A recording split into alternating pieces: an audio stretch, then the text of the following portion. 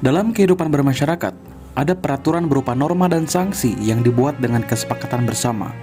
Hukum dibuat dengan tujuan mengatur dan menjaga ketertiban dan keadilan, sehingga kekacauan bisa terkendali atau dicegah. Setiap negara memiliki peraturan hukum yang berbeda-beda, termasuk negara Indonesia. Sesuai dengan pasal 1 ayat 3, Indonesia merupakan negara hukum dan setiap warga negara Indonesia harus mematuhi aturan hukum yang berlaku di Indonesia. Hukum di setiap negara merupakan peraturan secara adat, resmi, dianggap mengikat dan diresmikan oleh penguasa negara atau pemerintah.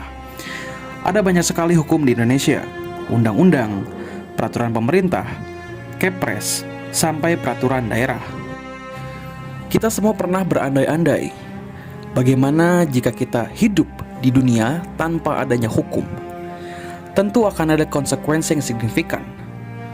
Hukum memiliki peran penting dalam menjaga ketertiban, melindungi hak asasi manusia, dan memfasilitasi hubungan sosial yang seimbang. Tanpa hukum, masyarakat akan mengalami berbagai masalah serius. Ada beberapa dampak yang akan terjadi jika di dunia ini tidak ada hukum.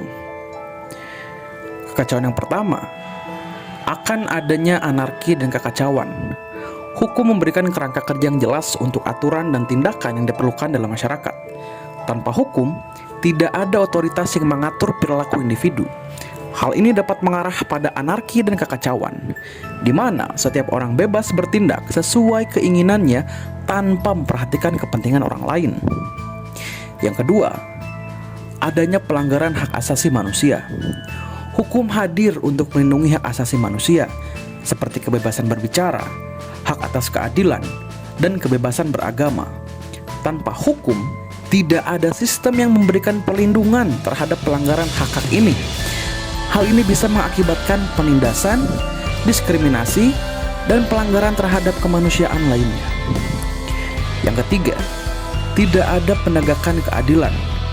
Hukum menyediakan sistem peradilan yang adil dan objektif.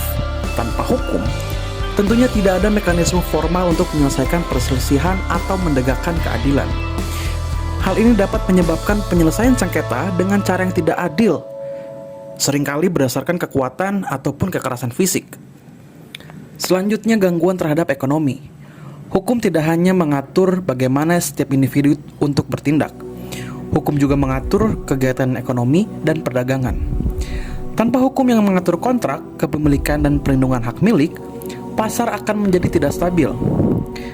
Hal ini dapat menghambat pertumbuhan ekonomi dan investasi karena para pelaku bisnis tidak memiliki keyakinan dan kepastian hukum dalam bertransaksi.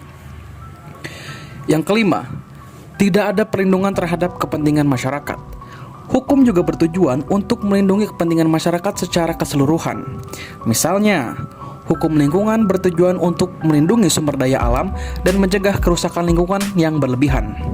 Tanpa hukum yang mengatur perlindungan ini, masyarakat mungkin menghadapi dampak negatif jangka panjang, seperti polusi dan kehancuran lingkungan, dan lainnya.